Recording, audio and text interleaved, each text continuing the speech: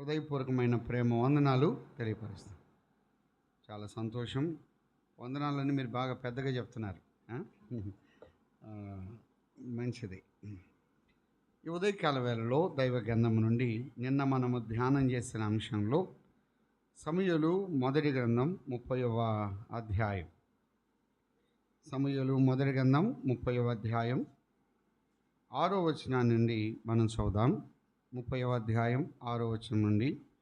దావీదు మిక్కిలి దుఃఖపడెను, మరియు తమ తమ కుమారులను బట్టి కుమార్తెలను బట్టి జనులకందరికీ ప్రాణము విసికినందున రాళ్ళు రువి దావీదును చంపుదము రండని వారు చెప్పుకొనగా, దావీదు తన దేవుడైన యెహోవాను బట్టి ధైర్యము తెచ్చుకొనెను. 7వ వచనం. పిమ్మట దావీదు ఏఫోదు తెమ్మని యాజకుడగు అహిమెలెకు కుమారుడైన అబ్యాతారుతో చెప్పగా, అబ్యాతారు ఏఫోదును దావీదు వద్దకు తీసుకొని వచ్చాను. 18వ వచనం. ఇలాగున దావీదు అమాలేకీయులు దోచుకొని పోయిన దాన్ని అంతటిని తిరిగి తెచ్చుకొనెను. చిన్న మాట మనము ప్రార్థన చేద్దాం. స్తోత్రార్హుడైన మా ప్రియ ప్రభువా, ప్రేమగల తండ్రి, కరుణా సంపన్నుడా, మీ ఘనమైన శ్రేష్టమైన అమూల్యమైన నామమును బట్టి వందనములు స్తోత్రం చెల్లిస్తూ మీ స్తుతిస్తూ ఉన్నాం. మీరు మాకు అనుగ్రహించిన రక్షణను బట్టి స్తోత్రములు. ప్రార్థించి కనిపెట్టిన రీతిగా సౌపాడులో మీరు ఏర్పరచుకున్నటువంటి స్థానిక సంఘాన్ని బట్టి వందనాలు. నిన్న ఈ దినం పరిచర్యలో మీ కృప అనుగ్రహించారు.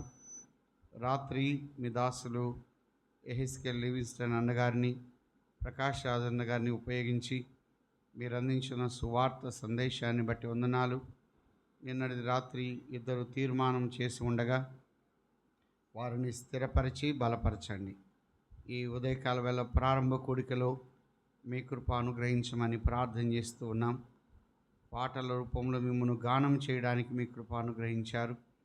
మీ వాక్యాన్ని ధ్యానిస్తూ ఉండగా మాతో మీరు మాట్లాడమని ప్రార్థిస్తున్నాం. ప్రత్యక్షంగా పరోక్షంగా ఈ పరిచయలో పాలు పొందిన ఒక్కొక్కరిని దీవించి కనికరించండి. దేవా, మీ సహాయాన్ని అందించండి. నిలిచి మీ సేవ జరిగిస్తున్న ఎజ్రా గారి కొరకు ప్రార్థన చేస్తున్నాం. పర్లపారులో ఇక్కడ ఇంకా తదితర ప్రాంతాల్లో ఎంతో కష్టపడుతున్నాడు. కుటుంబం అందరూ కూడా ప్రయాసపడుతున్నారు.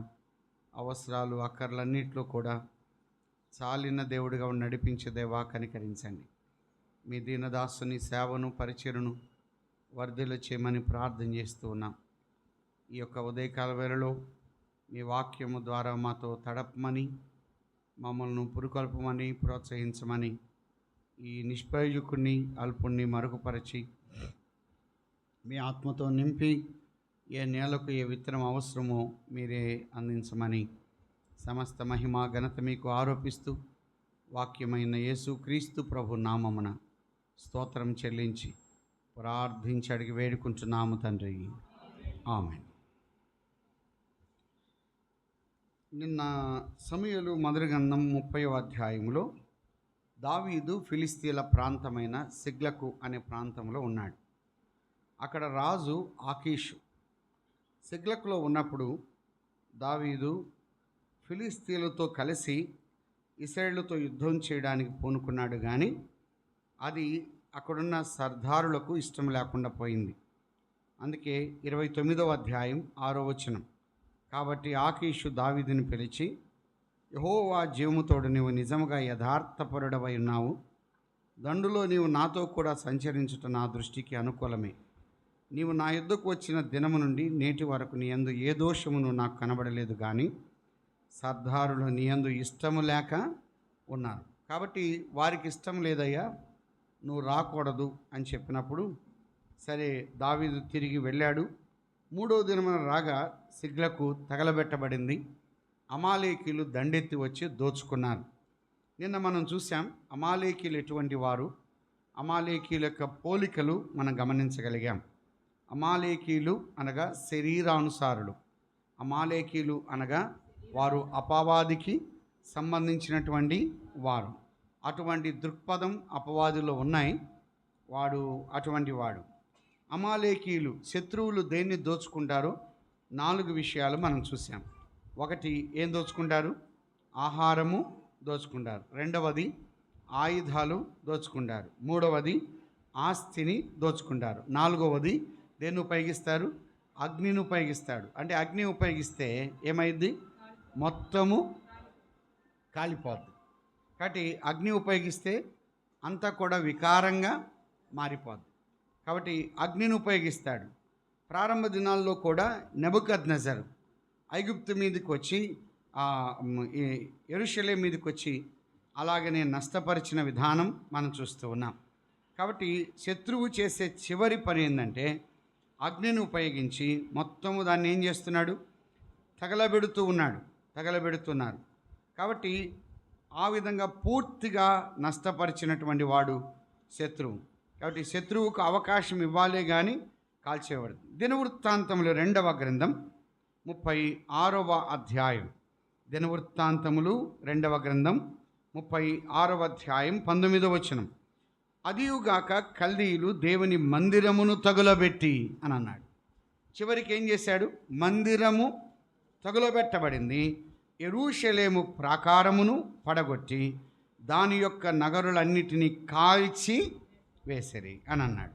దానిలోని ప్రశస్తమైన వస్తువులన్నింటినీ బొత్తిగా పాడు చేసిరి. అంటే తగులబెట్టబడింది అంటే కాల్చివేయబడింది. కాబట్టి మొత్తం ఏమైపోయింది? తగులబెట్టబడింది, కాల్చివేయబడింది. కాబట్టి చివరిదిగా శత్రువు చేసే పని ఏంటంటే అగ్ని వేస్తాడు. అగ్ని ద్వారా మొత్తము కూడా నష్టపరుస్తాడు. అందుకే షేప్ అవుట్ అయింది. ఉన్న ఆకారం వికారంగా మారిపోద్ది. మీరు ఎప్పుడైనా చూసారా? స్టవ్ దగ్గర సహోదరులు గ్యాస్ స్టవ్ దగ్గర కొన్ని డబ్బాలు పెట్టింటారు, ప్లాస్టిక్ డబ్బాలు. అవి వంగిపోయి బెండ్ అయిపోయి వేరే వేరే రంగుల్లో ఉంటాయి, ఆకారాల్లో ఉంటాయి. ఎందుకని? ఈ వేడికి అలాగ అయిపోయి కరిగిపోయి అవి మారిపోయి ఉంటాయి. చూసారా? అలాగే ఒకప్పుడు మేము పూర్మామిళ్ళు ఉన్నప్పుడు అమ్మ ఉండి నెయ్యి వేడి చేసుకున్నాం అన్నది. నెయ్యి వేడి చేసుకున్నప్పుడు ఎంతకు నేను రావట్లేదు, ఏదా ఇంకా రావట్లేదు అని అన్నది. నేను ప్లాస్టిక్ డబ్బా తీసుకెళ్ళి పొయ్యిలో పెట్టా. ఇంకేమైంది? అట్ట ఊడొచ్చింది. ఆ తర్వాత జరగవలసింది జరిగిందిలేండి, వేరే విషయం.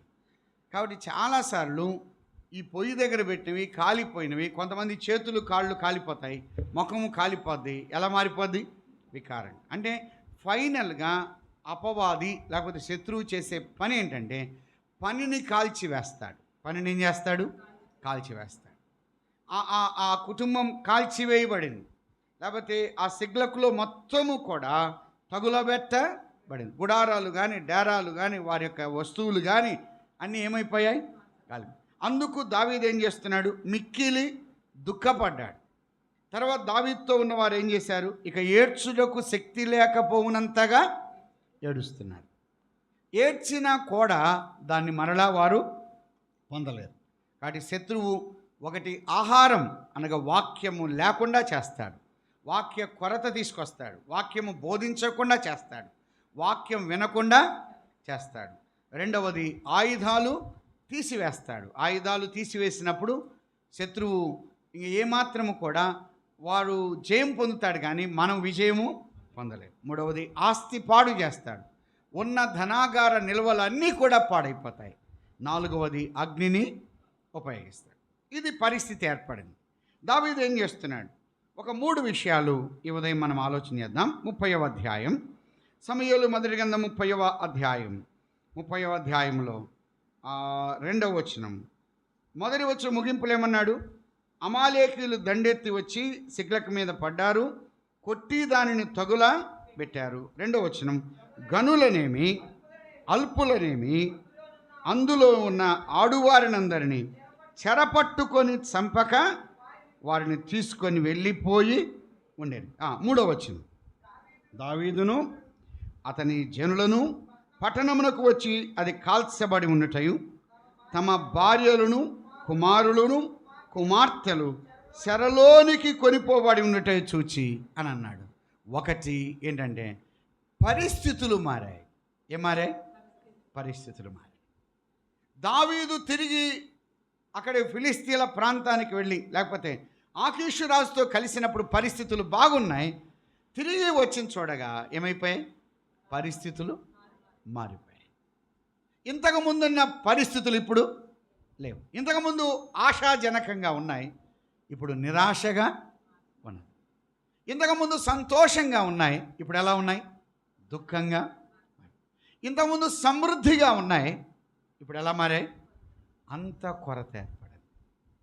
ఇంతకుముందు కుటుంబాలతో కలిసి సహవాసం చేశాం, ఇప్పుడు తిరిగి వచ్చి చూడగా కుటుంబము లేదు, పిల్లలు లేరు, కుమారులు లేరు, కుమార్తెలు లేరు. ఇంతకుముందు గుడారాలు బాగున్నాయి, ఇప్పుడు గుడారాలు ఎలా ఉన్నాయి? కాల్చివేయబడి ఉన్నాయి. ఒకటి, పరిస్థితులు మారాయి. మన యొక్క జీవితంలో కొన్నిసార్లు పరిస్థితులు మారిపోతాయి, కొన్నిసార్లు కుటుంబ పరిస్థితులు మారిపోతాయి, సంఘ పరిస్థితులు మారిపోతాయి, వ్యక్తిగతమైనటువంటి పరిస్థితులు మారిపోతాయి. ఒకప్పుడు సమృద్ధిగా ఉన్న పరిస్థితులే, ఒకప్పుడు సఖ్యంగా ఉన్న పరిస్థితులే, ఒకప్పుడు కావలసిన సంతోషం ఉన్న పరిస్థితులే, అవి ఇప్పుడు లేవు. కానీ ఏం మిగిలిందంటే ఏడ్పు మిగిలింది, రోదన మిగిలింది, కన్నీరు మిగిలింది. చూడగా ఇంకా దుఃఖము తప్ప మరొకటి లేదు. పరిస్థితులు పూర్తిగా మారిపోయాయి. పరిస్థితులు మన స్వాధీనంలోనికి మనం తీసుకొని రాలేము. దావీదు వల్ల కాదు, దావీదు చేయలేడు. పరిస్థితులు మారిపోయాయి, వాతావరణ పరిస్థితులు మారిపోయాయి.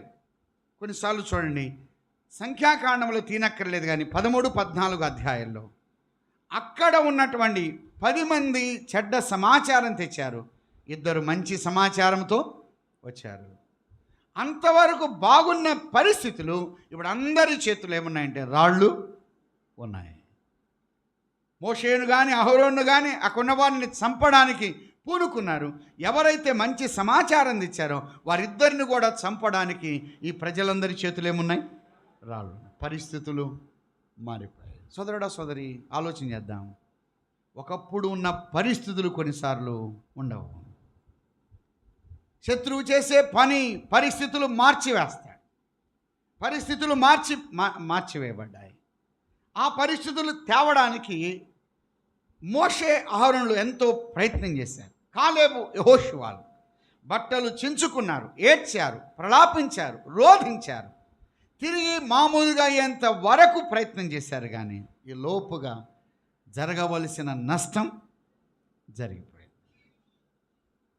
మోయాబు రాణులతో ఇశ్రాయేలు పాపం చేసినప్పుడు అక్కడ పరిస్థితులు పూర్తిగా మారిపోయాయి. అటువంటి పరిస్థితులు తిరిగి తేవడానికి దేవుడు ఫినెహాసును ఉపయోగించాడు.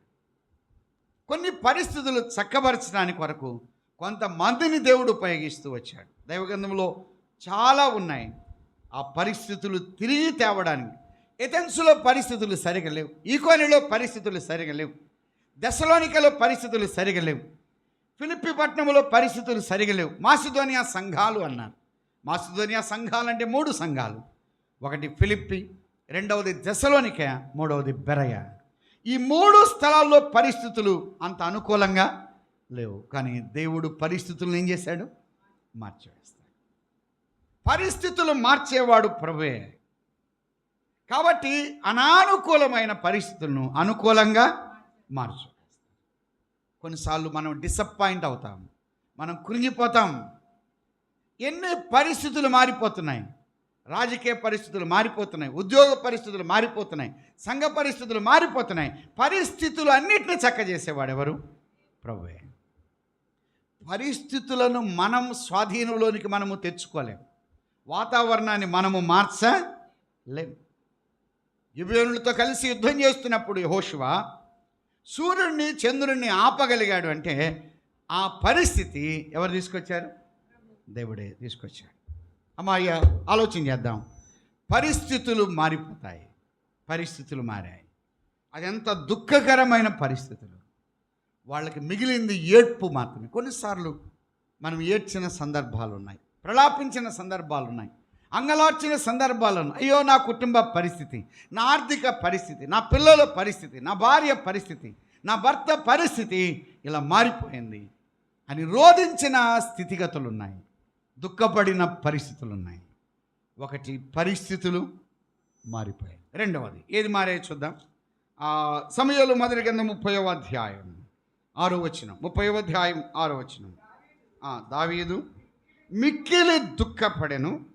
మరియు తమ తమ కుమారులను బట్టి కుమార్తెలను బట్టి జనులకందరికీ ప్రాణం విసికినందున రాళ్ళు రువి దావీదును చంపుదము రండని వారు చెప్పుకొని. ఈ మాట గమనించండి.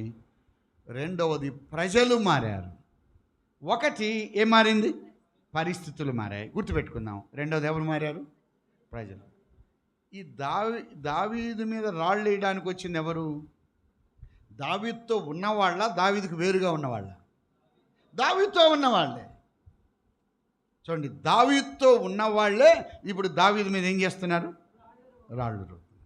వాళ్ళకందరికీ దావీదు ఏం చేశాడు?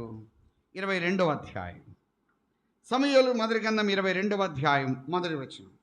దావీదు అక్కడి నుండి బయలుదేరి అదుల్లాము గుహలోనికి తప్పించుకొని పోగా అతని సహోదరులు, అతని తండ్రి ఇంటి వారు ఆ సంగతి విని అతని యొద్దకు వచ్చిరి. అంటే అతని సహోదరుడు ఇంటి వారు వచ్చారు. ఎవరెవరు వచ్చారు? 2వ వచనం.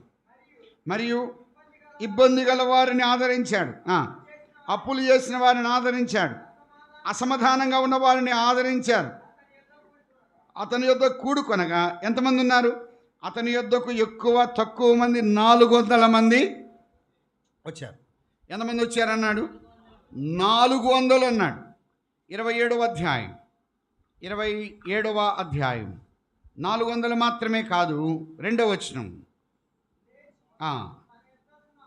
600 మంది అన్నాడు. ముందేమో 400, ఇప్పుడు 600. అంటే ఈ 600 మంది ఎవరు అంటే, ఈ 600 మంది ఇబ్బందిలో ఉన్నవారు దావీదు దగ్గరికి వచ్చారు. అప్పులు చేసిన వారు దావీదు దగ్గరికి వచ్చారు. అసమాధానంగా ఉన్నవారు దావీదు దగ్గరికి. వీరందరికీ ఆదరించాడు, ఓదార్చాడు, తగిన నెమ్మదిచ్చాడు, వారి దగ్గర తృప్తి కలిగించాడు, వారిని ధైర్యపరిచాడు, ప్రోత్సాహపరిచాడు, పురుకొల్పాడు. ఇంత బలము చేసిన వీరు ఈ రోజున దావీదుని ఏం చేస్తున్నారు? రాళ్ళు రువి. మామూలుగా దావీదు ఏం చెప్పాలయ్యా, మీకే పరిస్థితి ఏర్పడిందో నాకు కూడా, మీ పిల్లలు పోయారు, నా పిల్లలు పోయారు, మీకున్నటువంటి సంతానం భార్యలు వాళ్ళు పోయారు, నాకున్న కుటుంబం కూడా అలాగనే దెబ్బతినింది. నేను అంత నష్టపోయాను, మీరంత నష్టపోయారు, నేను కూడా అంతే నష్టపోయాను. మీరు నా మీద రాళ్ళు ఎత్తుకున్నారండి.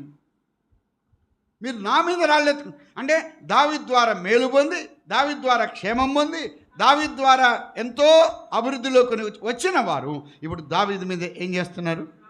రాళ్ళు రువుతున్నారు. ఇది న్యాయమా? ప్రజలు మారిపోయారు. సోదరుడా, సోదరి, ఇప్పుడున్న మనుషులు రేపు ఉండకపోవచ్చు, రేపున్న మనస్తత్వాలు ఈరోజు ఉండకపోవచ్చు, ఒకసారి ఉన్నటువంటి విధానం మరొకసారి ఉండకపోవచ్చు. కొన్నిసార్లు భార్య మీకాలు దావీదునకు సౌలు కుమార్తెను మీకాలు మనస్సు మారిపోయింది. అంటే సొంత భార్యనే మారిపోయింది, కాబోయే భార్య మారిపోయింది. కొన్నిసార్లు కుటుంబంలో భర్త మారిపోయాడు, నాబాలు మారిపోయిన పరిస్థితి ఉన్నది. నాబాలు మారిపోయాడు. దావీదు సొంత కుమారుడే దావీదుని ఏం చేయాలని చూశాడు? చంపాలని చూశాడు.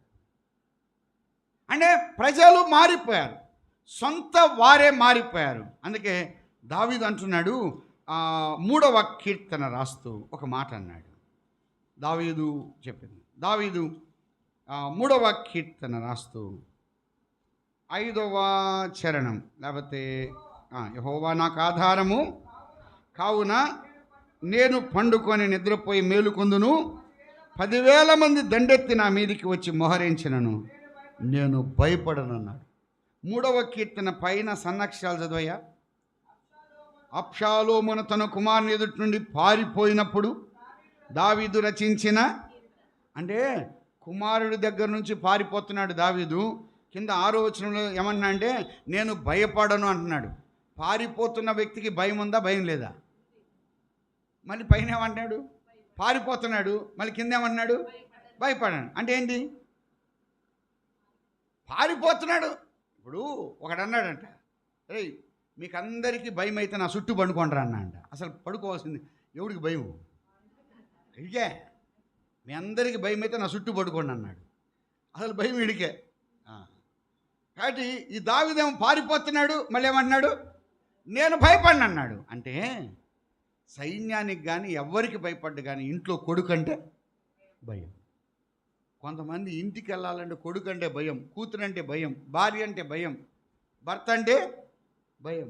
బయట మాత్రం డాంబికంగా గంభీరంగా ఉంటారు కొంతమంది. చూడండి, పేల్చేస్తానంటారు, ఇంటికి పోతే చాలు మొనగడ తీసి కోడిలా కూర్చొని ఉంటారు.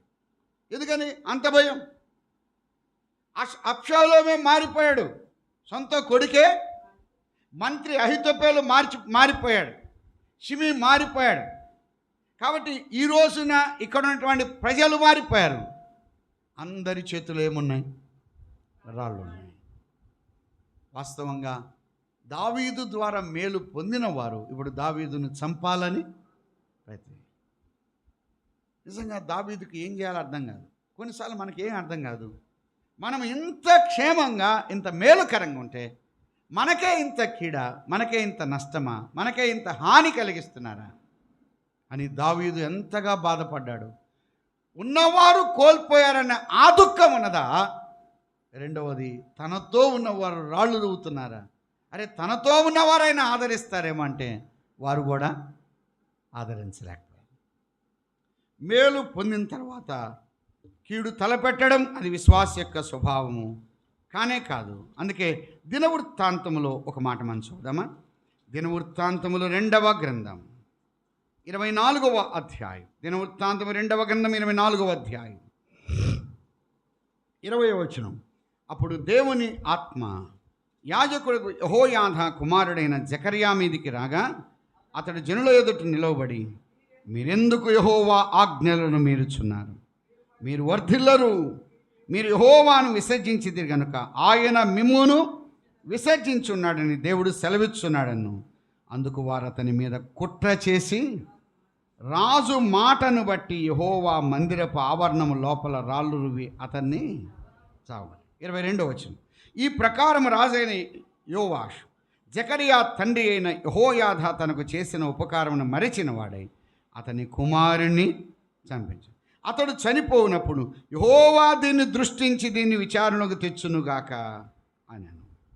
యెహోయాదా, యెహోషబతు ఇద్దరు కూడా యోవాషును దగ్గర తీసుకొని ఆదరించి అనేక సంగతులు నేర్పిస్తే ఒకానొక దినమున యెహోయాదా కుమారుడైన జకరియా ఉన్నది ఉన్నట్టుగా యోవాషుతో మాట్లాడినప్పుడు యోవాషు దగ్గరున్న ప్రజలు రాళ్ళు రువి కొట్టి చంపారు.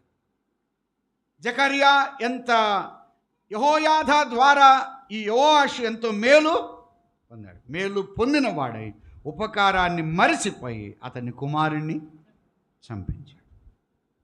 ఆ రోజు అతల్య చేతిలో నువ్వు పడి చచ్చిపోవాల్సిన వాడివి, నిన్ను తప్పిస్తే ఈ రోజున జకర్యాని ఏం చేస్తున్నాడు? తల పగిలిపోయి రక్తం కారుతూ ఆ జకర్యా ఏమన్నా అంటే యెహోవా దీన్ని దృష్టించి దీని విచారణలోనికి తెస్తాడు అని చనిపోయాడు.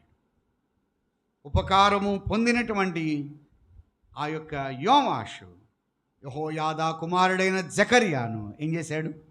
చంపించాడు. దావీదు దగ్గర ఉన్నవారు ఎన్నో మేలు పొందారు, వారు ఆదరించబడ్డారు, వారు సమాధాన స్థితికి వచ్చారు. కానీ ఆ ప్రజలు మారారు. అమ్మాయ, ఒకటి పరిస్థితులు మారాయి, రెండవది ప్రజలు మారారు. కొన్నిసార్లు సంఘంలో ఉన్న విశ్వాసులు మారిపోతారు, కొన్నిసార్లు వాళ్ళే వ్యతిరేకులు అవుతారు. మనం ఆదరించిన వారే, మనం ఓదార్చిన వారే, మనము ఎవరినైతే ప్రభువులోకి నడిపించామో, రక్షణలోకి నడిపించామో, ఎవరినైతే ఊతనిచ్చామో, పురుకొల్పామో, ప్రోత్సహించామో వారే మనకు కీడు కలిగిస్తారు. అటువంటి పరిస్థితుల్లో దావీదు ఏ నాడు కీడు కలిగించిన వాడు కాదు. ఎవరైనా కీడు చేసినా దావీదు ఏ నాడు తిరిగి బదులుగా కీడు చేసిన వాడు కానీ కాదు. మూడవది మనం చూద్దాం. 30వ అధ్యాయం 6వ వచనం.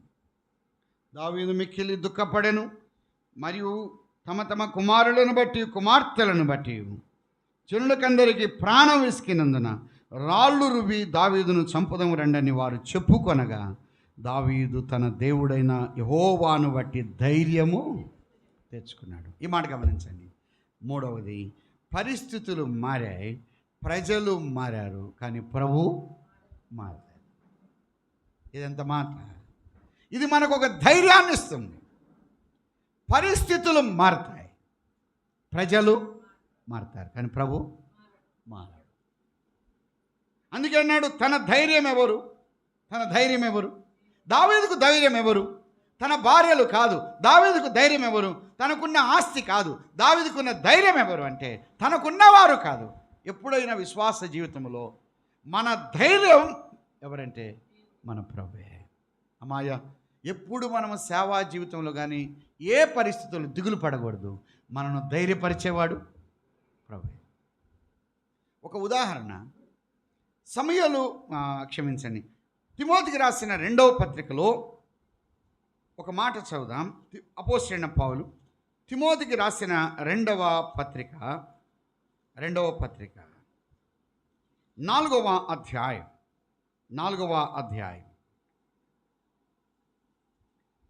అలెగ్జాండర్ అనే కంచెరవాడు చివరి దినాల్లో పౌలుకి ఎంతో కీడు కలిగించినప్పుడు ఎవరు కూడా అతన్ని ఎదిరించలేదు. 16వ వచనం, 4:16. నేను మొదట సమాధానం చెప్పినప్పుడు ఎవడు నా పక్షముగా నిలవలేదు. అప్పటికి సంఘాలు కట్టాడు, వృద్ధుడైపోయాడు.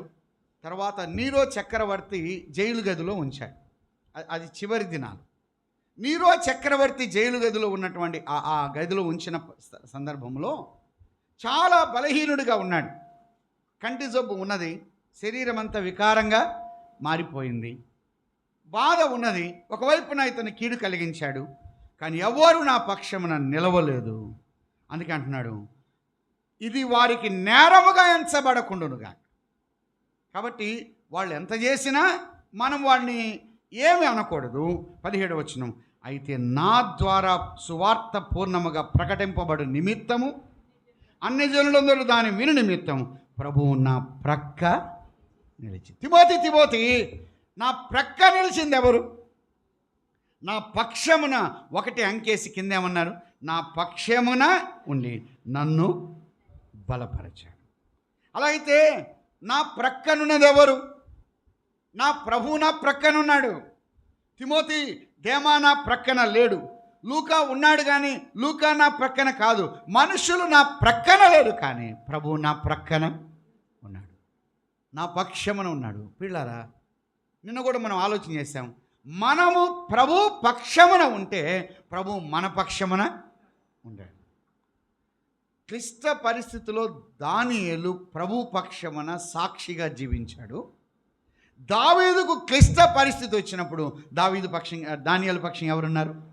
సింహముల యొక్క గుహలు ఎవరున్నారు? దేవుడు ఉన్నారు. షడ్రకు అబేద్నెగోలు, మెషకు అబేద్నెగోలు వారు ఆ యొక్క ప్రతిమకు మొక్కము అని చెప్పారు. అప్పుడు వారు స్టాండ్ తీసుకున్నారు, గట్టిగా నిలబడ్డారు. వారు ప్రభు పక్షంగా నిలబడ్డారు. వారు అగ్నిగుండంలో వేస్తే వారి పక్షంగా నిలబడింది ఎవరు? ప్రభు. మీరు ఎక్కడైనా చూడండి, యోసేపును అన్నలు ఎత్తి గుంటలో వేశారు. ఎక్కడేశారు? గుంటలో వేశారు. ఒక మాట నన్ను ఎక్కువగా బాధించింది ఏంటంటే, ఆది కాండంలో ఒక మాట చూద్దాం. 37వ అధ్యాయం, ఆది కాండం 37వ అధ్యాయం 24వ వచనం. 23లో యోసేపుకున్న విచిత్రమైన నిలువుటంగిని తీసివేశారు. 24లో అతన్ని పట్టుకొని ఆ గుంటలో పడద్రోసిరి. అంటే మామూలుగా పెట్టడం కాదట, ఏం చేశారు? పడద్రోశారు. ఆ గుంట ఒట్టిది, అందులో నీళ్లు లేవు. ఆగండి. యోసేపును గుంటలో వేసి వీళ్ళు ఎక్కడ కూర్చున్నారు? భోజనాన్ని కూర్చున్నారు. అసలు ఎంత బాధ ఉంటుందండి. యోసేపు పక్షంగా ఉన్నవాడు ఎవరు? అన్నలు భోజనాన్ని కూర్చున్నారు. సొంత రక్త సంబంధి గుంటలో ఉన్నాడు, ఆకలితో ఉన్నాడు, వారి క్షేమం కోరి వచ్చినవాడు వేదనతో దుఃఖముతో ఉంటే అంగి తీసివేయబడి గుంటలో వేయబడితే వాళ్ళందరూ కలిసి ఏం చేస్తున్నారు? భోజనం. కానీ యోసేపు ప్రతీకారం తీర్చుకున్నవాడు కాదు. ఐగుప్తు నుంచి వచ్చినప్పుడు అందరితో కలిసి భోజనం చేశాడు. మీరు చూసారా? అందరితో కలిసి భోజనం. వాళ్ళకి అప్పుడైనా తెలిసి రావాలి. వారికి భోజనం పెట్టాడు, వారితో కలిసి భోజనం చేశాడు. వారికి ఐగుప్తు ప్రాంతంలో ఉన్నటువంటి ఆ యొక్క భోజన పదార్థాలన్నీ కూడా అందించాడు. ఒక రోజున యోసేపును పక్షంగా నిలవలేదు, కానీ యోసేపు పక్షంగా ఎవరున్నారు? ప్రభు ఉన్నారు. అది అన్నాడు, ఇక్కడ తేటగా చెప్తున్నాడు, దావీదు తన దేవుడైన యెహోవాను బట్టి ధైర్యము తెచ్చుకున్నాడు. అమ్మాయ, మన ధైర్యం ఒకటే, మన ప్రభువే మన ధైర్యం, వాక్యమే మన ధైర్యం, ప్రార్థనే మన ధైర్యం, విశ్వాసమే మన ధైర్యం, మనకున్న ఆత్మీయ జీవితమే మన ధైర్యం, మన భక్తి జీవితమే మన ధైర్యం. ఈ లోకములో ధైర్యపరిచే విషయాలు లేవు. కొన్నిసార్లు నీరుగారిపోతాం, మనను ధైర్యపరిచేది ప్రభువే, నిబ్బరపరిచేది ప్రభువే, ఊతనిచ్చేది ప్రభువే, ఆదరించేది ప్రభువే, ఓదార్చేది ప్రభువే. ఒంటరిగా ఉన్నాడు దావీదు ఒంటరిగా ఉంటే దావీదును ధైర్యపరిచింది ఎవరు? ప్రభు. దావీదు తాను గొర్రెలను మేపుతూ కాస్తూ ఉన్నప్పుడు సమూయేలు యెషయి ఇంటికి వచ్చినప్పుడు, అయ్యా నీ కుమారులను పిలిపించంటే అందరినీ పిలిపించాడు, కానీ ఎవరిని పిలిపించలా? దావీదును. అంటే తండ్రి లెక్కలో లేనివాడు, తల్లి లెక్కలో లేనివాడు, అన్నల లెక్కలో లేనివాడు. అయ్యా 7 మంది కాదు ఇంకెవరైనా ఉన్నారంటే అప్పుడు అంటున్నాడు, ఏమన్నాడు? కడసారి వాడు ఉన్నాడు, ఎన్నిక లేనివాడు ఉన్నాడు, లెక్క లేనివాడున్నాడు, యోగ్యత లేనివాడున్నాడు, విలువ లేనివాడున్నాడయ్యా. మనుషుల లెక్కలో లేడు, కానీ దేవుని లెక్కలో ఉన్నాడు. దేవుని లెక్కలో దావీదు ఉన్నాడు. అందుకే సమూయేలు ఏమన్నాయంటే, అతడు వచ్చేంత వరకు మనము ఆగుదాం. లెక్కలో లేని వానికి ఇప్పుడు లెక్క ఎక్కువైంది. ఆ వ్యక్తి వచ్చేంత వరకు మీరు ఏం చేస్తున్నారు? కనిపెడుతున్నారు. ఒక వ్యక్తి కొరకు కనిపెడుతున్నామంటే ఆ వ్యక్తి గొప్పవాడైతే కనిపెడతామా, తక్కువవాడైతే కనిపెడతామా? గొప్పవాడైతే కనిపెడతాం. ఎన్నిక లేని వాణ్ణి, లెక్క లేని వాణ్ణి ఒక యోగ్యత, ఒక ధన్యత, ఒక భాగ్యం ఇచ్చాడు. ఆ రోజున కూడా దావీదు దేవుని పక్షంగా నిలబడ్డాడు. ఎక్కడైనా దావీదట దేవుని పక్షంగానే ధైర్యం తెచ్చుకునేవాడు. తన దేవుడైన యెహోవాను బట్టి ధైర్యము. ఎలుగుబంటి వచ్చినా, సింహం వచ్చినా, గొల్యాతు వచ్చినా, ఎవరు వచ్చినా తన ధైర్యం ఎవరు? ప్రభువే తన ధైర్యం. అందుకే సౌలు వేసే గొల్యాతు దగ్గరికి యుద్ధానికి వెళ్ళేటప్పుడు సౌలు వేసుకున్నటువంటి యుద్ధాయుధాలు అన్నీ కూడా వేశారు. ఎవరికి? దావీదుకి వేస్తే దావీదుకి మొత్తం వేయగా, అయ్యా ఇది నాకు వాడుక లేవండి, నా బట్టలు తీసుకెళ్ళి అబ్బాయికి వేసామని ఎట్టుంటాయి. ఊరి బాగా కొత్త, ఎంత కొత్త అయినా కూడా ఎట్టుంటుంది, అబ్బాయి అంకులు 3-4 పట్టేటట్టున్నారు అంటారు. అవునా కదా? నాకు వాడుక లేదు. నా వాడుక ప్రార్థన, నా వాడుక విశ్వాసం, నా వాడుక సున్నతి, నా వాడుక ఈ యొక్క ప్రభుతో ఉన్న సహవాసమే నా వాడుక. వాడుకతో ఉన్న వాటితో వెళ్తా, కానీ వాడుక లేని వాటితో నేను యుద్ధానికి వెళ్ళను. ప్రభువుని బట్టి ధైర్యపరచబడ్డాడు. యుద్ధ భూమిలోనికి ఒంటరిగా వెళ్తున్నప్పుడు తన ధైర్యం ఎవరు? ప్రభువే. ఎక్కడైనా చూడండి, ప్రభువే తన ధైర్యం. ఎక్కడున్నా ప్రభువే తన ధైర్యం. అందుకన్నాడు, తన దేవుడైన యెహోవాను బట్టి ధైర్యము తెచ్చుకున్నాడు. ఏ దేవుణ్ణి సేవించాడో, ఏ దేవుణ్ణి ఆరాధించాడో, ఏ దేవుణ్ణి పూజించాడో, ఏ దేవుని పట్ల నమ్మకము కలిగి ఉన్నాడు, ఆ దేవుడు ఆ రోజున దావీదుని ఏం చేస్తున్నాడు? ధైర్యపరుస్తున్నాడు. దావీదా, నువ్వెందుకు భయపడతావు? నువ్వెందుకు దిగులు పడతావు? నువ్వెందుకు కుంగిపోతావు? నువ్వెందుకు అధైర్యపడతావు? నువ్వెందుకు వెనక్కి సాడతావు? నేనున్నాను. నీకు ధైర్యం ఇచ్చేది నేనే. అపోస్తుల కార్యము. సంఘ చరిత్రలో పౌలు తన యొక్క సేవా జీవితంలో ఎన్నోసార్లు అధైర్యపడిన విషయాలు ఉన్నాయి. 18వ అధ్యాయం 9వ వచనం. కొరింథీయులకు వచ్చారు. రాత్రివేళ దర్శనమందు ప్రభు, నీవు భయపడక మాట్లాడము, మౌనముగా ఉండకము, నేను నీకు తోడై ఉన్నాను, నీకు హాని చేయుటకు నీ మీదకి ఎవడను రాడు, ఈ పట్టణంలో నాకు బహు జనమన్నదని పౌలుతో చెప్పగా, 1 సంవత్సరం మీద 6 నెలలు కొరింథీలో 1.5 సంవత్సరం ఉన్నాడు. దెస్సలోనికలో 3 వారాలు ఉన్నాడు. అవునా కదా? ఎఫెసులో 3 సంవత్సరాలు ఉన్నాడు. 3 సంవత్సరాలు. 3 సంవత్సరాలు ఉన్నాడు ఎఫెసులో. అలాగే కొరింథీలో 1.5 సంవత్సరం ఉన్నాడు. దెసలోనికలో 3 వారాలు ఉన్నాడు. త్రోయలో 7 దినాలు ఉన్నాడు. ఇక్కడ కొరింథీలో ఉన్నప్పుడు ఆ రోజున కొంత అధైర్యపడినప్పుడు ప్రభు అన్నాడు, నీవు భయపడవద్దు. నీవు భయపడవద్దు. ఎందుకు భయపడతావు? పిలిచింది ఎవరు? నేను. పోషించేది ఎవరు? నేను. ఆదరించేది ఎవరు? నేను. ఓదార్చేది నేను. నువ్వెందుకు భయపడతావు? పౌలా, నువ్వెందుకు భయపడతావు? ఇదిగో, నువ్వు మౌనంగా ఉండొద్దు, నేను నీకు తోడుగా ఉన్నాను. నా యొక్క ప్రజెన్స్ ఉన్నది, నా యొక్క సన్నిధి ఉన్నది. నువ్వు అధైర్యపడవద్దు. నేను నీతో కూడా వస్తాను. ఉదయకాల వేళ కుటుంబ ప్రార్థనలో మేము కలిసి ఉన్నప్పుడు ఒక మాట మేము చదువుకున్నాం. ద్వితీయోపదేశ కాండం 31వ అధ్యాయం 6వ వచనం. ద్వితీయోపదేశ కాండం 31:6. భయపడకుడి, వారిని చూచి దిగులు పడకుడి, నీతో కూడా వచ్చువాడు నీ దేవుడైన యెహోవా నీతో కూడా ఉంటాడు. నువ్వు భయపడొద్దు. 5 ముగింపులో ఉన్నాడు. ధైర్యంగా ఉండండి, నిబరం కలిగి ఉండండి, ధైర్యంగా ఉండండి.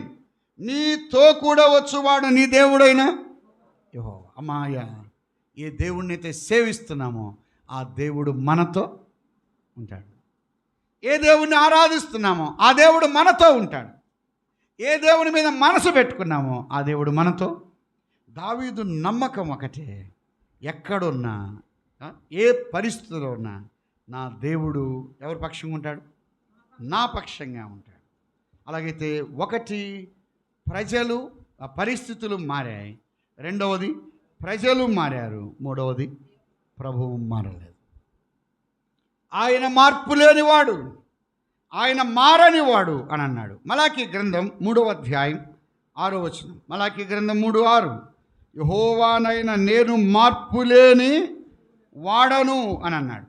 నేను మారేవాడిని కాదు, నేను మార్పు లేని వాడను. హెబ్రీయులకు రాసిన పత్రిక 1వ అధ్యాయం. హెబ్రీయులకు రాసిన పత్రిక 1వ అధ్యాయం 12వ వచనం. ఉత్తరీయం వలె వాటిని మడిచివేతు ఆ భూమి ఆకాశాన్ని, అవి వస్త్రం వలె మార్చబడును, కానీ నీవు ఏకరీతిగా ఉన్నావు, నీ సంవత్సరములు తరగవు. 102వ కీర్తన 27వ చరణాన్ని ఎత్తి రాస్తున్నాడు. ప్రవక్త ప్రవచించిన విధానం, నీవు ఏకరీతిగా ఉన్నావు, నీ సంవత్సరములు తరగవు. నువ్వు ఒకే రీతిగా ఉన్నవాడు, నువ్వు మార్పు లేనివాడు. అలా అయితే దావీదు తన దేవుడైన ప్రభువును బట్టి, యెహోవాను బట్టి ధైర్యము తెచ్చుకున్నాడు. విశ్వాస జీవితంలో మన ధైర్యం వ్యక్తులు కాదు, పిల్లలు కాదు, ఏ వ్యక్తి మన ధైర్యం కాదు, మన ప్రభువే మన ధైర్యం. ఈ 3 విషయాలు మనం చూస్తున్నాం. ఒకటి, పరిస్థితులు మారాయి. రెండవది, ప్రజలు మారారు. మూడవది, ప్రభువు మారాడు. తర్వాత ఏమి తెచ్చుకున్నాడు అంటే, ఒకటి ధైర్యం తెచ్చుకున్నాడు. ఏం తెచ్చుకున్నాడు? ధైర్యం తెచ్చుకున్నాడు. విశ్వాస జీవితానికి మనకి ఏది అవసరం? ధైర్యం అవసరం. భయపడకుడి భయపడకుడి భయపడకుడి అనే మాట ఎక్కువసార్లు బైబిల్లో ఉంది. ధైర్యంగా ఉండండి అనే మాట కూడా ఎక్కువసార్లు ఉంది. మీరు ధైర్యంగా ఉండండి, మీరు కలవరపడొద్దు, మీరు వెరవద్దు, మీరు నిబ్బరం కలిగి ఉండండి. యెహోషువ, నువ్వు ధైర్యం తెచ్చుకో అని అన్నాడు. ఎజ్రా, నువ్వు ధైర్యం తెచ్చుకో. నెహెమ్యా, నువ్వు ధైర్యం తెచ్చుకో. దానియేలు, నువ్వు ధైర్యం తెచ్చుకో అని అన్నాడు. కాబట్టి విశ్వాస జీవితానికి ఏది అవసరం? ధైర్యం అవసరం. కొన్నిసార్లు చిన్నదానికి పెద్దదానికి భయపడతా ఉంటాం. మనకు ధైర్యం ఉండాలి. పాట పాడాలంటే, వాక్యం చెప్పాలంటే, పరిచర్య చేయాలంటే, దేవుని యొక్క పనిలో ఎదగాలంటే ధైర్యం ఉండాలి. అది ఎవరిచ్చే ధైర్యం? అది ప్రభు ఇచ్చే ధైర్యం. వ్యక్తుల ధైర్యం అంత నిబ్బరంగా ఉండదు. ప్రభు మనల్ని ధైర్యపరుస్తాడు. ఒకటి, దావీదు ఏం తెచ్చుకున్నాడు? ధైర్యం తెచ్చుకున్నాడు. రెండవది ఏం తెచ్చుకున్నాడు? 7వ వచనం. పిమ్మట దావీదు, సమూయేలు మొదటి గ్రంథం 30వ అధ్యాయం 7వ వచనం. పిమ్మట దావీదు ఏఫోదు తెమ్మని యాజకుడకు అహిమెలెకును కుమారుడైన అబ్యాతారుతో చెప్పాను. రెండవది ఏం తెచ్చుకున్నాడు? ఏఫోదు తెచ్చుకున్నాడు. దావీదు యుద్ధానికి వెళ్ళినా, ఎక్కడికి వెళ్ళినా మాటికి దేని మీద ఆధారపడతా అంటే ఏఫోదు మీద ఆధారపడతాడు. ఏఫోదు అంటే దేవుని చిత్తాన్ని, దేవుని సంకల్పాన్ని తెలియపరిచేది ఏఫోదు. దేవుని యొక్క చిత్తాన్ని మాటి మాటికి ఏఫోదు తెచ్చుకునేవాడు.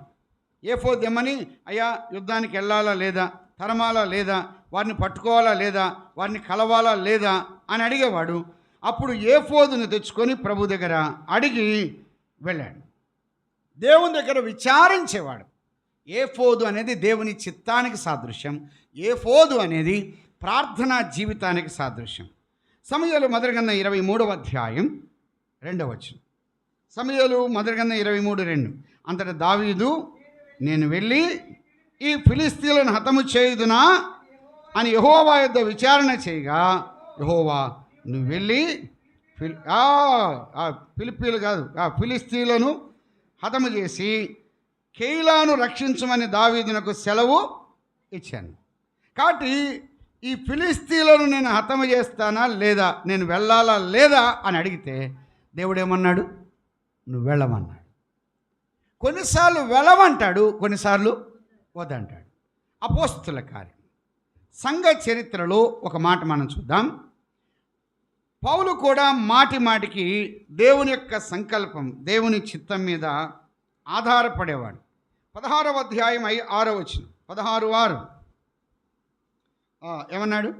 16:6లో ఆసియాలో వాక్యము చెప్పకూడదని పరిశుద్ధాత్మ వారిని, కాబట్టి వాక్యము చెప్పకూడదని ఆటంకపరిచేవాడు ఎవరు? పరిశుద్ధాత్ముడే. వెళ్ళమని చెప్పేవాడు ఎవరు? వెళ్ళమంటే వెళ్ళాలి, ఆగమంటే ఆగాలి. కాబట్టి దేవుని చిత్తము తెలుసుకోవాలి. అందుకే ప్రభు చిత్తానికి మనల్ని మనము అప్పగించుకోవాలి. వారు యెరూషలేమునకు వెళ్ళొద్దు అని అన్నాడు. మీరెందుకు అంత గుండెలు బద్దలు అయ్యేటట్టుగా చేస్తారు? నేను అక్కడికి వెళ్ళాలి అని వెళ్ళాడు. కానీ దేవుని చిత్తం మీద ఒక విశ్వాసి ఆధారపడతాడు, ప్రార్థన మీద ఆధారపడతాడు. అలా అయితే రెండవది ఏఫోదు అనగా దేవుని చిత్తానికి నిదర్శనం. అందుకే ప్రభు చిత్తమైతే నేను వస్తాను అని పౌలు చాలాసార్లు చెప్పాడు. యాకోబు పత్రిక 4వ అధ్యాయం 15వ వచనం. యాకోబు పత్రిక 4వ అధ్యాయం 15వ వచనం. కనుక ప్రభు చిత్తమైతే మనము బ్రతికి ఉండి ఇది అది చేతమని చెప్పు. ఎవరి చిత్తము? ప్రభు చిత్తమైతే. పౌలు కూడా అన్నాడు, దేవుని చిత్తమైతే నేను మీ వద్దకు వస్తా. ప్రభు మంచి సమయము ప్రాప్తించులాగిన నా కోసం మీరు ప్రార్థన చేయండి. కాబట్టి ప్రభువు చిత్తం కొరకు ఒక వివాహం ఉంది, ఒక సేవ ఉంది, ఒక పరిచర్య ఉంది, ఒక ఉద్యోగం ఉన్నది, ఒక వాహనం కొనాలి. ఎవరి చిత్తం కోసం కనిపెట్టాలి? ప్రభువా నీ చిత్తమా? ఒక మందిర స్థలం ఉన్నది, ప్రభువా నీ చిత్తమా? లేకపోతే వివాహం ఉన్నది, ప్రభువా నీ చిత్తమా అని మనము కనిపెట్టాలి అని చెప్తున్నాడు. అలాగైతే రెండవది ఏమి తెచ్చుకున్నాడు? ఏఫోదు తెచ్చుకున్నాడు. ఒకటి ధైర్యం తెచ్చుకున్నాడు, రెండవది ఏం తెచ్చుకున్నాడు? ఏఫోదు తెచ్చుకున్నాడు. మూడవది ఏం తెచ్చుకున్నాడు? 30వ అధ్యాయం. సమూయేలు మొదటి గ్రంథం 30వ అధ్యాయం 18వ వచనం. ఇలాగున దావీదు అమాలేకీయులు దోచుకొని పోయిన దాన్ని అంతటిని తిరిగి తెచ్చుకున్నాడు. ఏం తెచ్చుకున్నాడు? ఎంత నష్టపోయాడో అంత తెచ్చుకున్నాడు. ఒకటి ధైర్యం తెచ్చుకుంటే, రెండవది దేవుని చిత్తానుసారంగా మనం ముందుకు సాగితే ఎంత నష్టపోయామో అదంతా కూడా మరలా తెచ్చుకోగలం. తెచ్చుకునేటట్టుగా దేవుడు చేశాడు. ఎంతమంది వెళ్ళారు? ఒక్కడే వెళ్తున్నాడు. ఒక్కడే వెళ్తుంటే మిగతా వాళ్ళు సహకరించారు. తర్వాత ముందేమో రాళ్ళు తీసుకున్నారు, కానీ మౌనంగా ఉన్నాడు. వారిని కొట్టలేడా? కొట్టగలడు. చంపలేడా? చంపగలడు. ప్రశ్నించలేడా? ప్రశ్నించగలడు. కానీ ప్రశ్నించినవాడు కాదు. కొన్నిసార్లు మనం ప్రశ్నించకూడదు, కొన్నిసార్లు కీడు చేయకూడదు. ఎట్టి పరిస్థితుల్లో మౌనంగా ఉండాలి. కానీ ధైర్యం తెచ్చుకొని ప్రభువును చూశాడు. గమనించండి పిల్లలు, క్లిష్ట పరిస్థితుల్లో దావీదు ఎప్పుడైనా సరే ఎవరి మీద ఆధారపడేవాడు? ప్రభు మీద ఆధారపడి, భార్యల మీద, పిల్లల మీద, తనకున్న సైన్యాధిపతుల మీద, అభిషేక్ మీద కానీ, యోవాబు మీద కానీ తన కుమారుడు అబ్షాలోము మీద కానీ ఆధారపడినవాడు కాదు. కొన్నిసార్లు మనం ఎప్పుడు కూడా వ్యక్తుల మీద మనము ఆధారపడకూడదు. వ్యక్తుల మీద ఆధారపడితే వ్యక్తులే కొన్నిసార్లు మనకు దెబ్బతీస్తారు. అలాగేట్లయితే ధైర్యం తెచ్చుకున్నాడు. ఏదైతే కోల్పోయాడు, ఏదైతే నష్టపోయాడు, దానికి మించి దోపుడు సొమ్ము కూడా తెచ్చుకోవడానికి విడిపించేవాడెవరు? నష్టపోయిన దాన్ని తిరిగి తెచ్చుకున్నాడు. ఏదైతే కోల్పోయాడో వారిని తిరిగి తెచ్చుకున్నాడు. 35వ కీర్తన 10వ చరణం. 35వ కీర్తన 10వ చరణం. అప్పుడు యెహోవా నీ వంటి వాడెవడు? మించిన బలము గల వారి చేతి నుండి దీనులను, దోచుకొని వారి చేతి నుండి దీనులను, దరిద్రులను విడిపించువాడు. అయా, దోచుకొని పోతున్నారే వారి చేతుల నుండి దీనులమైన మమ్మల్ని, దరిద్రులమైన మమ్మల్ని విడిపించువాడు నీవే. అమ్మాయ్యా, దోచుకొని వారి చేతులను విడిపించేవాడు ఆయనే. అందుకొరకే మనము దోచుకొనబడ్డాం, కానీ ఆయన విడిపించాడు. 69వ కీర్తన 4వ చరణం. మెస్సియానిక్ సామ్స్ అంటారు. మెస్సియా కీర్తన 69వ కీర్తన 4లో అన్నాడు, నిర్నిమిత్తముగా నా మీద పగబట్టువారు నా తల వెంట్రుకలకంటే విస్తారముగా ఉన్నారు. అబద్ధమును బట్టి నాకు శత్రువులై నన్ను సంహరింపగోరు వారు అనేకులు. నేను దోచుకొనని దానిని నేను ఇచ్చుకొనవలసి. నేను దోచుకోలా, కానీ నేను ఇచ్చుకున్నా. 89వ కీర్తన 41. 89వ కీర్తన 41. త్రోవను పోవారందరూ అతనిని దోచుకున్నారు. అతడు తన పొరుగు వారికి నిందాస్పదుడయ్యాడు. త్రోవను పోయేవారు ఆయన దోచుకున్నారు. మన ప్రభు అయినటువంటి యేసు క్రీస్తు వారు. మనమంతా కోల్పోయాం. భక్తిని కోల్పోయాం, విశ్వాసాన్ని కోల్పోయాం, ప్రభుతో ఉన్న సత్సంబంధం కోల్పోయాం, ఆ దూరమైపోయాం, ఆదరణ కోల్పోయాం. అయితే ఆయన తిరిగి మనకిచ్చాడు. అందుకే అంటున్నాడు, నేను దోచుకొనని దానిని నేను ఇచ్చుకోవలసి. మనము దోచబడ్డాం, కానీ ఆయన ఇచ్చుకున్నాడు. మన పాపము నుండి, అక్రమం నుండి విడిపించిన కొరకై ఆయన ఇచ్చుకున్నాడు. ఆయన శరీరం మన కొరకే ఇచ్చుకున్నాడు. ఆయన చేతులు మన కొరకే ఇచ్చుకున్నాడు. ఆయన కాళ్ళు మన కొరకే ఇచ్చుకున్నాడు. ఆయన శిరస్సు మన కొరకే ఇచ్చుకున్నాడు. నేను దోచుకొనని దానిని నేను ఇచ్చుకోవలసి వచ్చింది. కొట్టువారికి వీపును ఇచ్చుకున్నాడు. వెంట్రుకలు పెరిగివే వారికి ముఖాన్ని ఇచ్చుకున్నాడు. తనకున్న రక్తాన్ని ఇచ్చుకున్నాడు. అందుకే అన్నాడు, దారిన పోయేవారందరూ కూడా, త్రోవన పోవారందరూ అతన్ని దోచుకున్నారు. నిందాస్పదుడైపోయాడు. నీ కొరకు, నా కొరకు అమ్మాయా, నేను దారిలో పోయేవారు దూషించారు. 2 నేరస్తులు దూషించారు. అక్కడున్నవారు ఉమ్మివేశారు, అవమానించారు.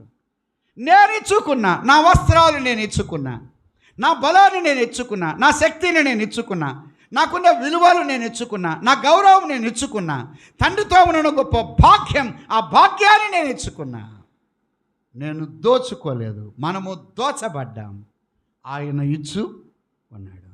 త్రోవన పోయేవారందరూ దోచుకున్నారు. ఏమండి, తలా ఒక మాట అన్నారు. తప్పు చేసే వ్యక్తిని బజారులో నిలబెడితే అందరూ మాట అంటారు చూసారా, అట్లా ప్రభువుని అన్నారు. రోమీయులు అన్నారు, యూదులు అన్నారు, అన్యులు అన్నారు, నేరస్తులు అన్నారు, అధికారులు అన్నారు. నేను ఇచ్చుకోవలసి వచ్చింది. తనకున్నదంతా ఇచ్చుకున్నాడు. తన దగ్గర ఏమీ లేదు. ఎత్తైన సిలువ మ్రాను మీద 2 చేతులు ఇచ్చుకున్నాడా, 2 పాదములు ఇచ్చుకున్నాడా, శిరస్సును ఇచ్చుకున్నాడా, రక్తము ధారలుగా కారి రక్తమంతా ఇచ్చుకున్నాడు. ఇంకా ప్రాణమే ఇచ్చాడు. ఇంకా ఇవ్వడానికి తన దగ్గర ఏమీ లేదు. అలాగైతే దోచుకున్న దానిని, ఏదైతే కోల్పోయామో వాటిని మరలా తెచ్చుకున్నాడు.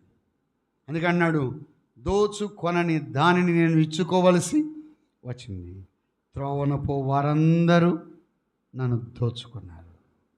ప్రార్థన చేద్దాం. దయగల దేవా, మీరు అందించిన మాటలు బట్టి స్తోత్రములు.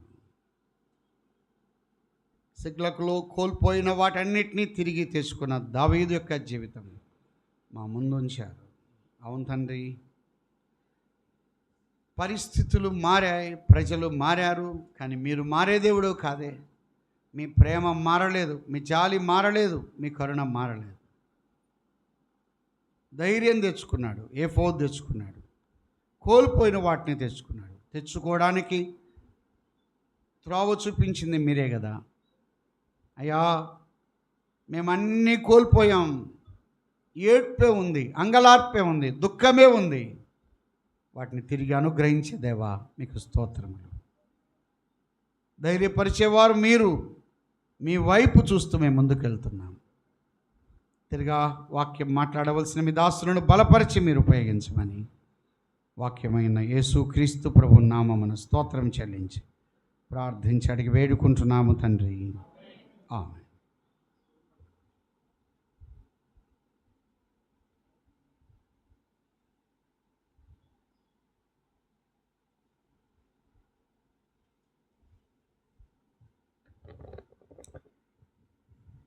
మంచిది. దేవుని దాసుల ద్వారా చక్కని సందేశాన్ని మనం విన్నాం. ప్రభు మన కొరకు దోచబడినవాడు, మన కొరకు ఇచ్చుకున్నాడు ఆయన. అపవాది మనల్ని దోచుకుంటే మన కోసం ఆయన తను తాను ఇచ్చి వేసుకున్నాడు. ప్రభు ప్రేమను గూర్చి దేవుని దాసుల ద్వారా మనం విన్నాం. ఈ సమయంలో ఒకసారి అందరం లేచి నిలబడదాం. చాలాసేపు నుంచి కూర్చొని ఉన్నాం.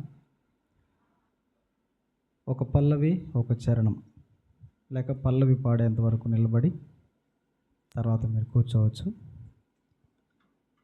మీకు పాటల షీట్లు ఇవ్వబడుతున్నాయి.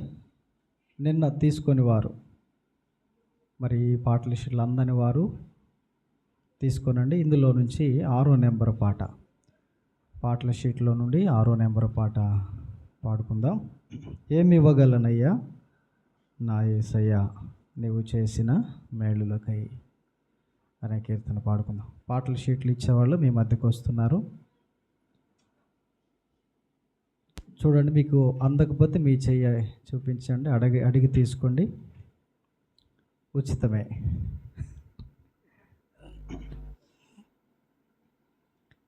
ఏమివ్వగలనయ్యా నా యేసయ్యా నీవు చేసిన మేలులకై. ఏమివ్వగలనయ్యా నా యేసయ్యా నీవు చేసిన మేలులకై.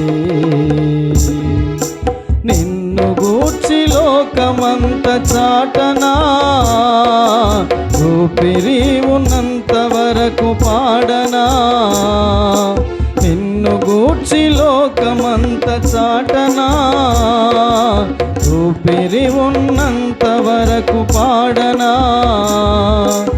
ఏమివ్వగలనయ్యా నా యేసయ్యా నీవు చేసిన మేలులకై.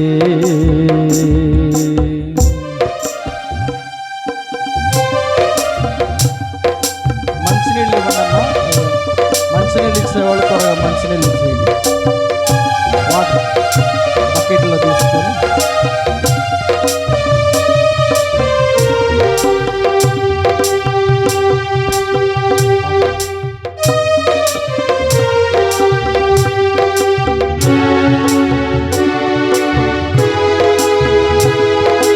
గురిలేని నా జీవిత పయనంలో దరిచేరి నిలిచిన నా దేవుడవు.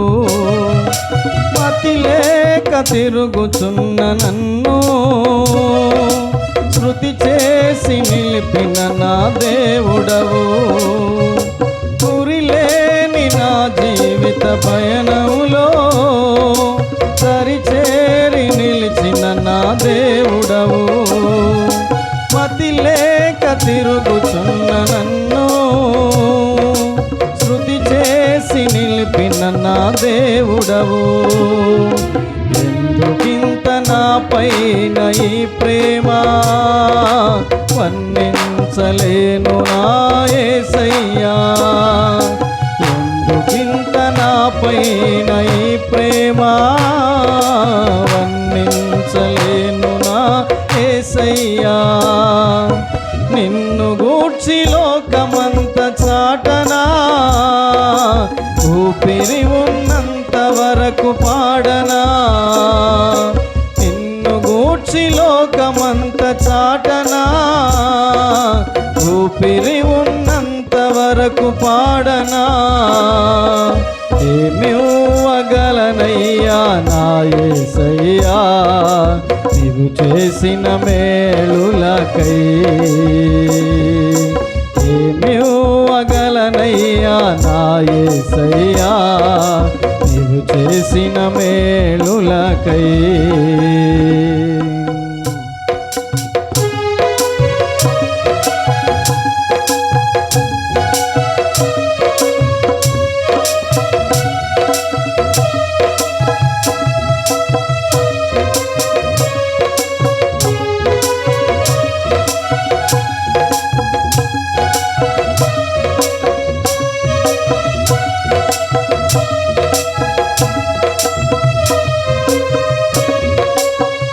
లోకంలో నాకు ఎన్ని ఉన్నను, నీవు లేని జీవితం వ్యర్థమేనయా.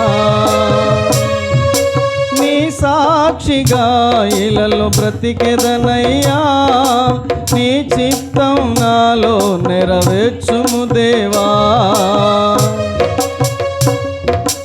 ఈ లోకంలో నాకు ఎన్ని ఉన్నను, నీవు లేని జీవితం వ్యర్థమేనయా. నీ సాక్షిగా ఇలలో బ్రతికెదనయ్యా, నీ చిత్తం నాలో నెరవేర్చుము దేవా. ఏమిచ్చి నీ రుణం తీర్చెదనయ్యా, నీ పాత్రగా నన్ను మలచినందుకు. ఏమిచ్చి నీ రుణం తీర్చెదనయ్యా, నీ పాత్రగా నన్ను మలచినందుకు. నిన్ను గూర్చి లోకమంత చాటనా, ఊపిరి ఉన్నంత వరకు పాడనా. నిన్ను గూర్చి లోకమంత చాటనా, ఊపిరి ఉన్నంత వరకు పాడనా. ఏమివ్వగలనయ్యా నా యేసయ్యా, నీవు చేసిన మేలులకై. నేనేమివ్వగలనయ్యా నా యేసయ్యా, నీవు చేసిన మేలులకై.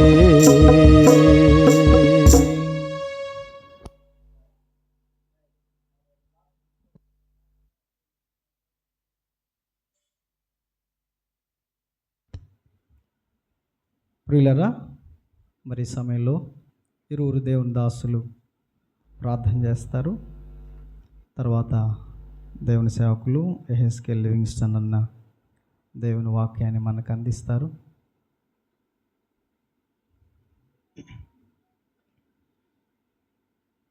బయట ఇస్తున్నారా మంచినీళ్ళు? త్వరగా కానీ ఇంకొక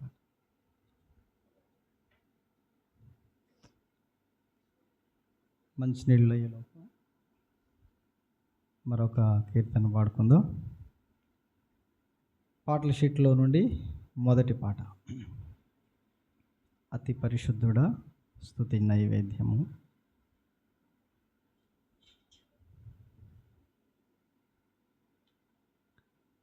అతి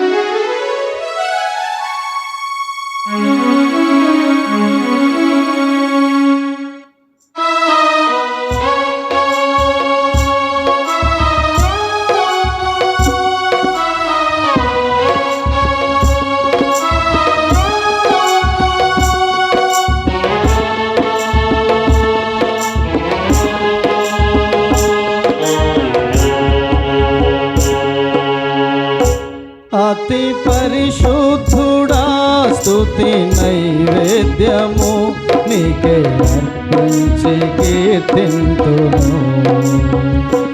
అతి పరిశుద్ధుడా స్తుతి నైవేద్యము నీకే అర్పించి కీర్తింతును.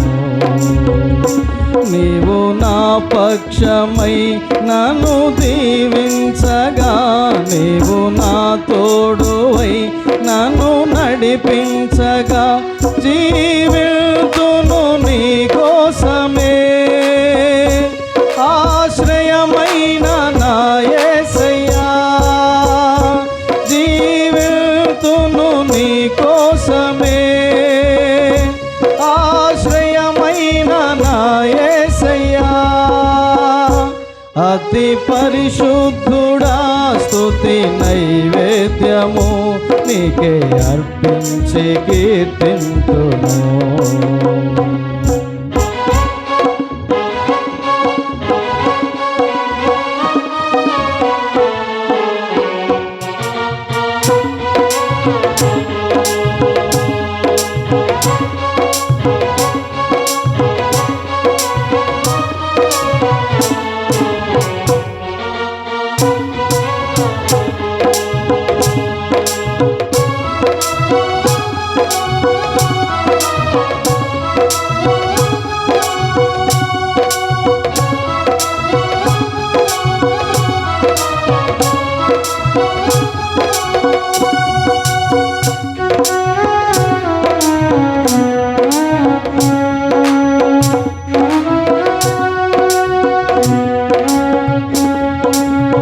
సర్వోన్నతమైన స్థలములయందు నీ మహిమ వివరింపగా,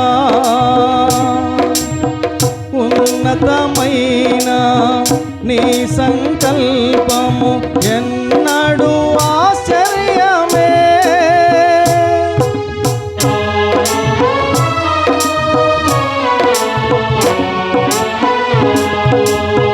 సర్వోన్నతమైన స్థలములయందు నీ మహిమ వివరింపగా,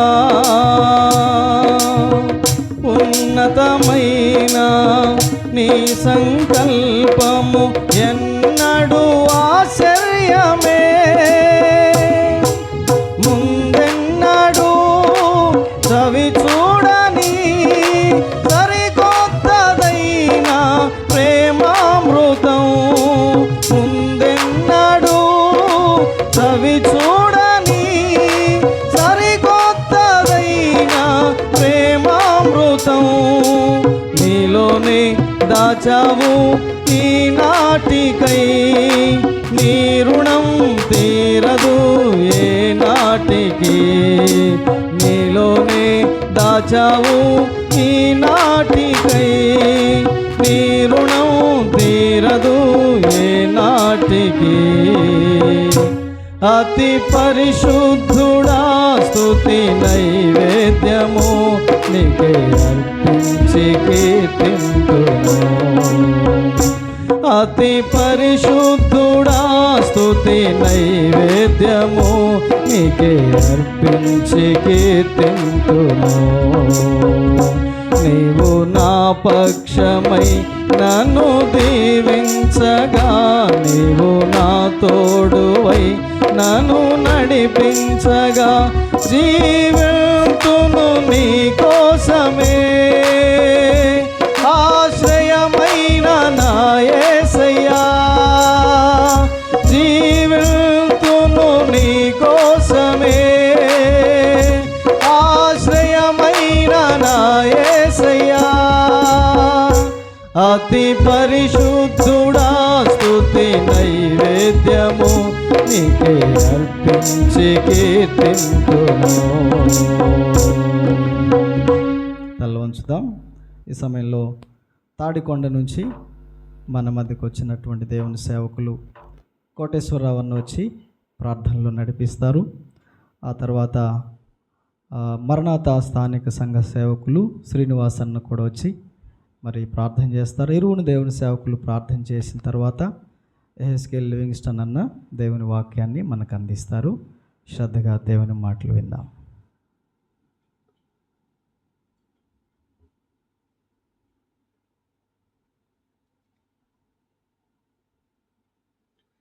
ప్రార్థన చేసుకుందాం.